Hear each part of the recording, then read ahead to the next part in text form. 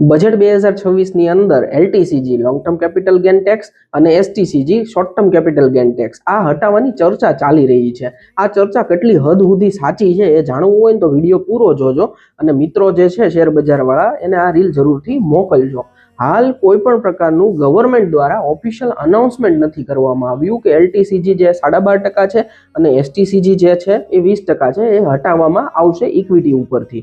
આ કોઈ પણ પ્રકારની ઓફિશિયલ અનાઉન્સમેન્ટ વગરની ન્યૂઝ છે. આના આધારે કોઈ પણ પ્રકારનું ઇન્વેસ્ટમેન્ટના ડિસિઝન તમારે ના લેવા જોઈએ અને આ રીલ છે ને તમારા શેર બજાર વાળા મિત્રોને ખાસ મોકલજો કે એને પણ ખ્યાલ આવે કે આ માત્ર ને માત્ર એક અફવા ચાલી રહી છે. જે કાંઈ બી અનાઉન્સમેન્ટ થશે એ 1 ફેબ્રુઆરી યુનિયન બજેટના દિવસે જ થશે અને એ જ ઓફિશિયલ અનાઉન્સમેન્ટ આપણે માનવામાં આવશે. તો વધુ માહિતી માટે અમને ફોલો કરવાનું ભૂલતા નહીં અને કોમેન્ટની અંદર તમને જણાવો કે તમે આઈપીઓ ને એપ્લિકેશનની અરજી કરો છો કે નથી કરતા.